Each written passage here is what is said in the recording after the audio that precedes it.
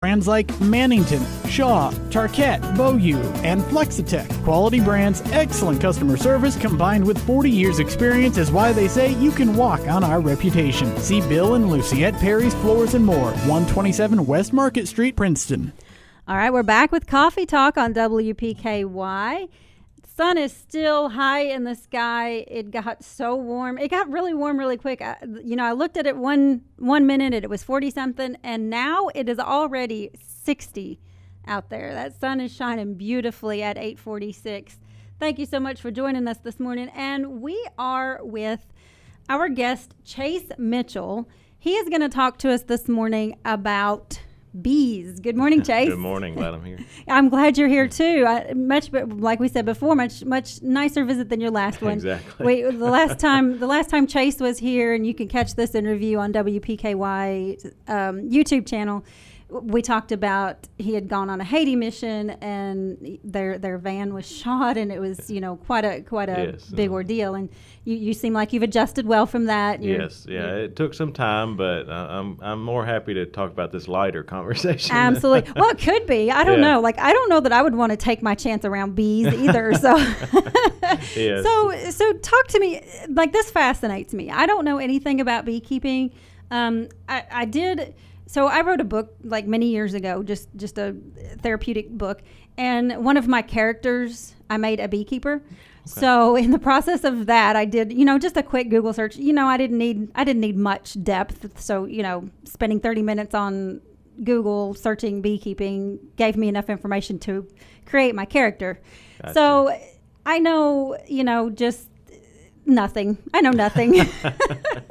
So talk to me about beekeeping. Well, bees are very underappreciated in what they do. If you like anything in your grocery store produce section, you can probably thank a bee for that, because pollination is key to the plant's reproduction and the fruit bearing. So bees are very important, and bees are struggling out in the wild due to, be it pesticides, or some people say radio communications are messing with their way to get home. You never know. But all in all, bees are struggling in the wild.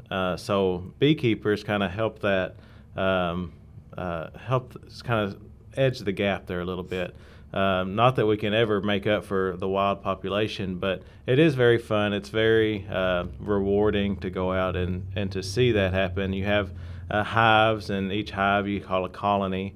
So you have all these hives, and you'll see them coming out now. You said it's about 60 degrees. When it gets around 50, 55, they're going to start flying.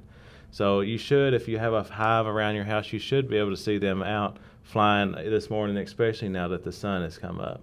So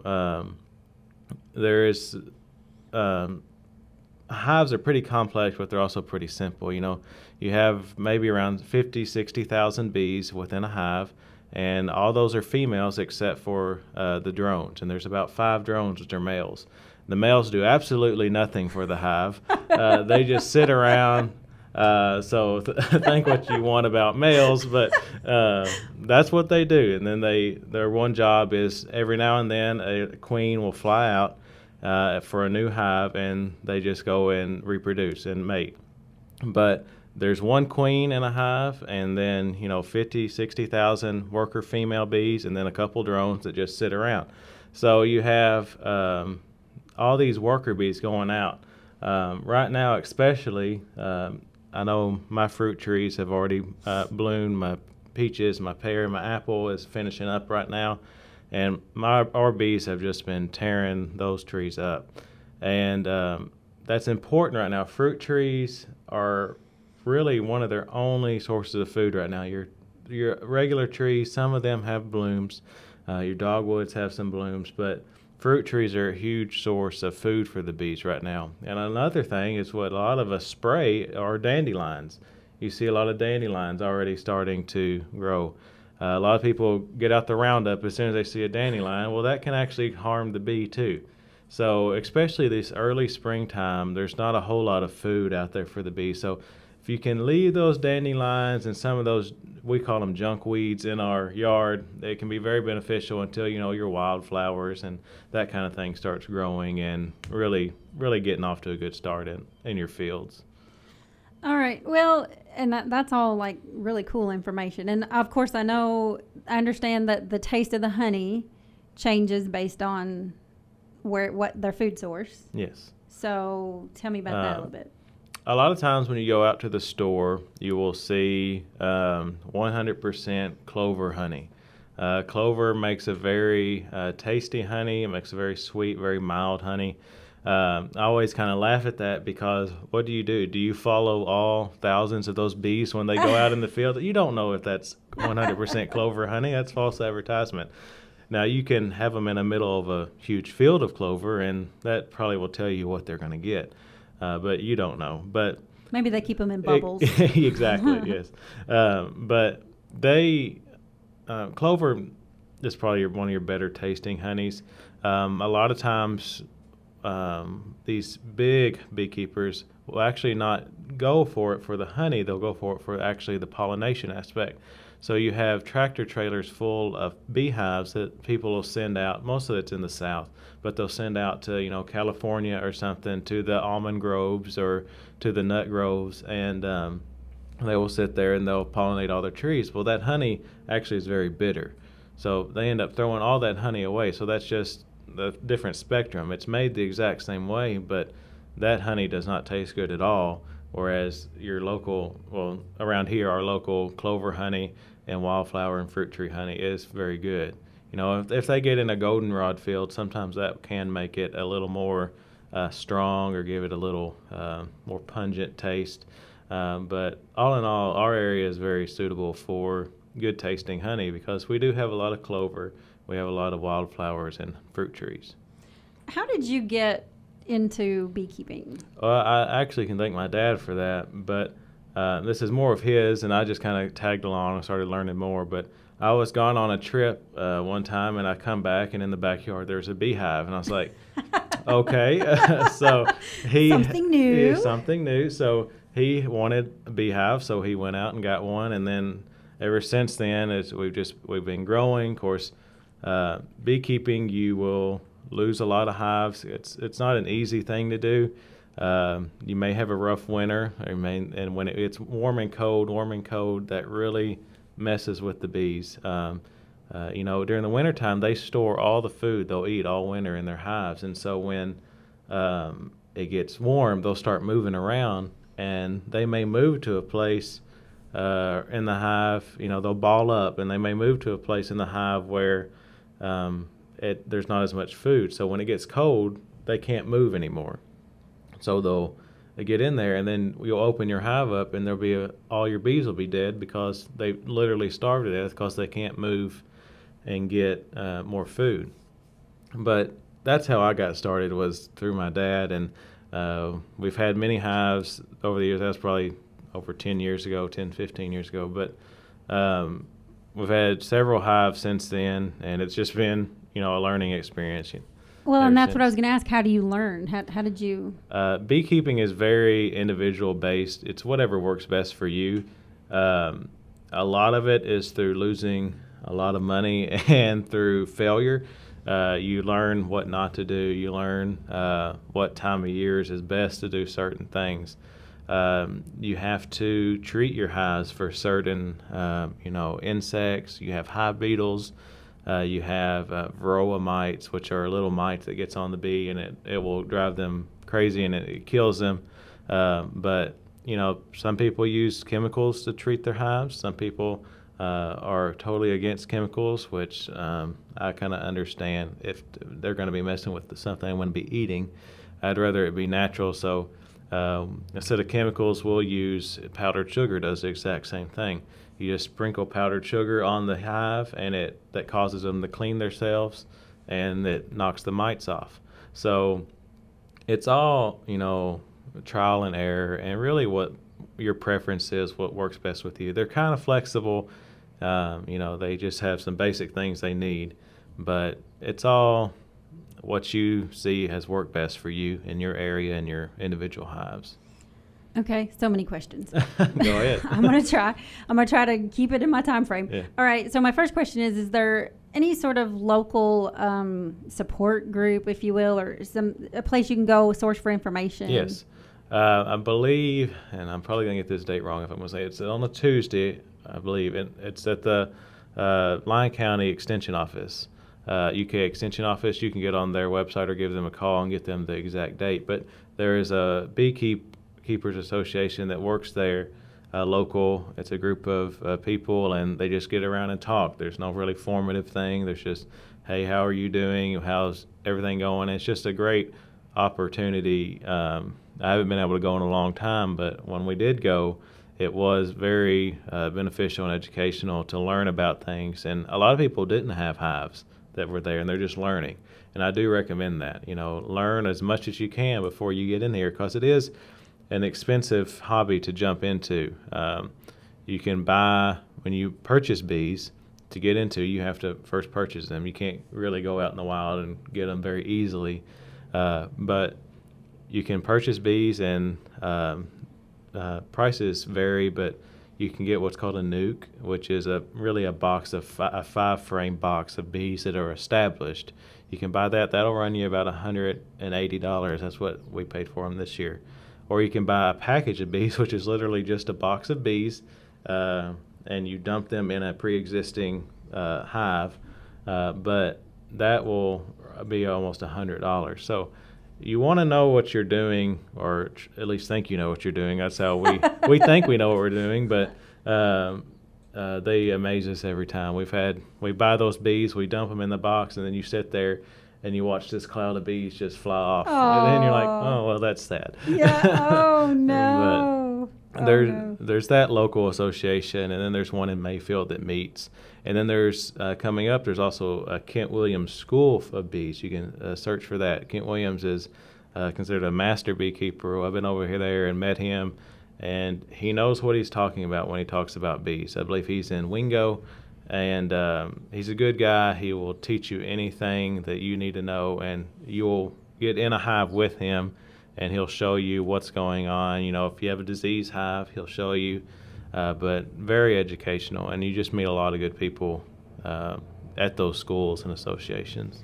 I, too, of course, that Kent is in my neck of the woods, Graves County. Gotcha. And I have met him once, maybe, and because I homeschooled my kids and we went on a field trip out there. But I know who Kent Williams is because, he is, like you said, he's like a big name in the beekeeping area, Yes.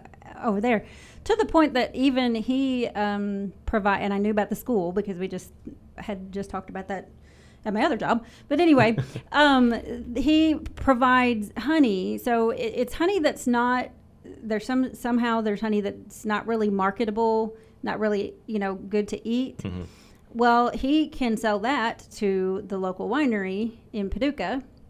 And, so he does, instead of throwing it out, they use it for their wine. Yes. And it's marketable for that, but not, he can't do anything with it. And, it's a win-win for everybody. Yes. And he will get that from probably his pollination trucks. He has bees in Graves County, but then he also has bees down south. So when he sends them off to pollinate, they'll make that honey that doesn't taste good to us, but you can ferment it and make mash, which has been made for thousands of years out of honey. And your wineries they can use it, and it's being good stewards of what they're making. Everyone can benefit from it. Sure, and keep everything local. Exactly. Exactly. That's the thing. All right, well, enough about Kent. Now, tell me about, we are limited on our time, but I really do want to get into this question. How on earth do you handle the bees without going into an anaphylactic reaction, I guess? Well, it's very odd. People see me sometimes, and in high school especially, I would come in with swollen hands or a swollen eye shut. Well, I'm not, I guess you would call it allergic, but I can get stung, and I don't go in anaphylactic, but I will swell up very, very big. You have what is called a large local reaction. I have that as well. Oh, and okay. Yeah, so you can get stung basically on your index finger and swell up to your elbow. Exactly. So that's why I have no interest in dealing with bees. It hurts. It usually ends up with me getting a steroid shot and a lot of Benadryl. But for that reason, we wear bee suits. My dad is one of those. He can go out there without a suit at all, and I don't know how he does it, but he can get stung. It doesn't bother him. But he does have a suit if we're getting honey or something. But I have a full body suit, which is pretty much like coveralls, and I have a veil. It has a veil built in, and then you wear gloves. But that's your number one protection against the bees, because when you work bees, you're invading their home. You are. They don't want you there, so they're going to. And you're dealing with females. You're dealing. I'm not going to touch that. Just saying. Yeah. We protect our stuff now. Exactly. But anyway, so you're invading their home, so they're going to protect their home and protect their leader. So you'll be out there and you'll hear a bunch of tapping on your suit, and that's what they're doing. And they will find the only opening on your suit, and they will get in there. But some people use smoke. We have a smoker. The only bad thing about using smoke is you can kind of taint your honey if you're getting honey off. So you don't want to use smoke, and that sometimes, but a lot of times we do, and it will calm them down and just get them more docile to where they're not going crazy. You're not hurting as many bees when you're moving frames and stuff. But this time of year, actually yesterday, we already had a swarm. A lot of times, well, not a lot of times, every year you will see bee swarms. Swarms can happen for a number of reasons. They can be the hive has just become overly crowded. Some storm may knock out a natural hive's limb that they're living in. And what you'll do is you'll see just on a limb or on a bush somewhere, you'll just see this giant ball of bees. And what that is if it's an existing hive, it's got too crowded, they'll make a new queen, and then one of the queens will leave and take part of the bees with her. And so you have two hives now, but one of these hives is homeless. So you'll see them out on a limb somewhere and and they'll be sending scout bees out to find a new home. And those are called swarms. We get calls every year for swarms, and I do encourage you to call us, but they can be dangerous because, bees are not going to come out and really attack you, especially the ones we have around here. We don't have the Africanized, really mean bees. We have a lot of times just Italian bees and that kind of thing. But I encourage you, if you have one in your backyard, do not let your dog out to go and go use the bathroom, because they are curious, and bees have a smell. And so they'll see this little moving ball and they'll say, "Ooh, what's that?" and go over and smell it. I went on a call one time in Hopkinsville, and we urged them to keep their dog inside, and they didn't. And the dog went out there. It had been out there several times. Well, this last time, right before I got there, it got too close to the hive and they attacked it. And the dog ended up dying because it went in the shock. So keep Fluffy away from the bees. If you're going to put them outside, put them on a leash to where they can't get out there. And then keep your kids and everyone away from them. You're fine to look at them from a distance, but they are vulnerable and they will protect themselves. They're homeless. And more than likely in a couple hours they'll be gone. But if you do see them, give us a call. I'll give you my number. It's 270-933-7270. Our business is called Peyton Honey. And we will come out the same day, most likely in the evening time when all the bees have returned. And we just go up there, we get a box, and we shake them out, and we shut the lid, and we're gone. You'll have a few stragglers, but not the thousands of bees you had before. Okay.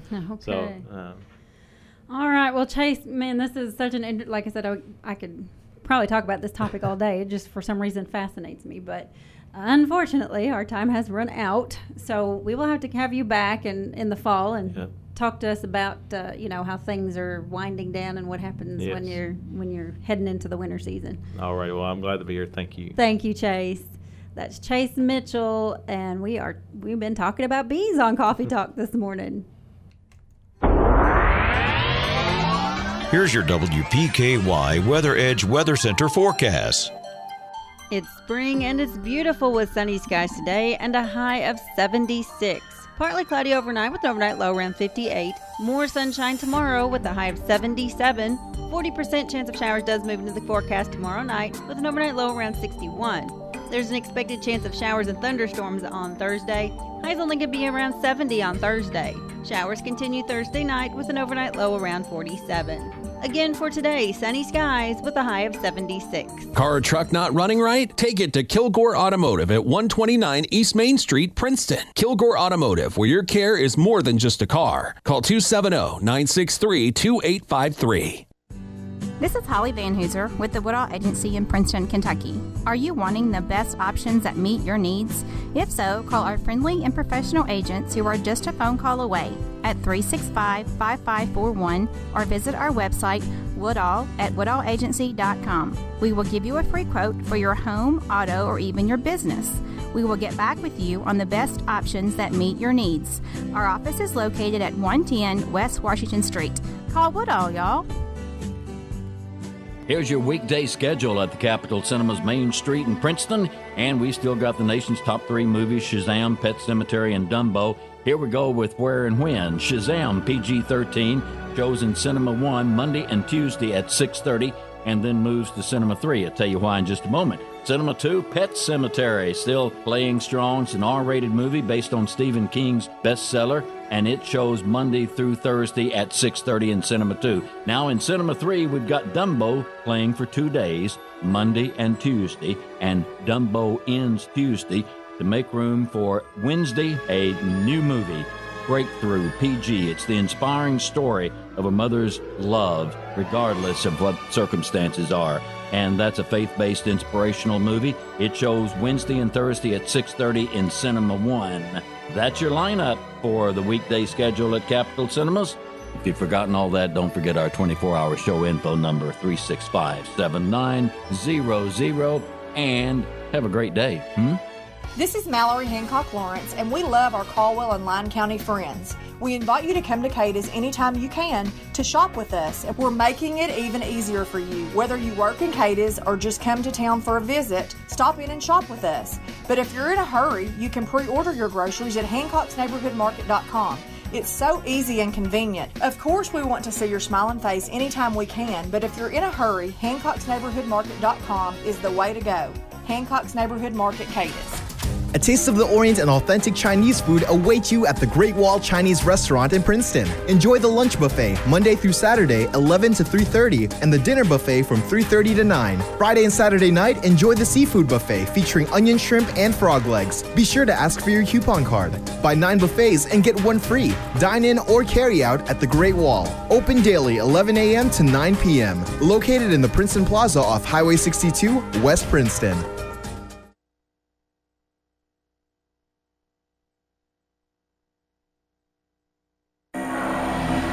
Serving Caldwell County since 1950. We're 1580, 103.3 WPKY Princeton.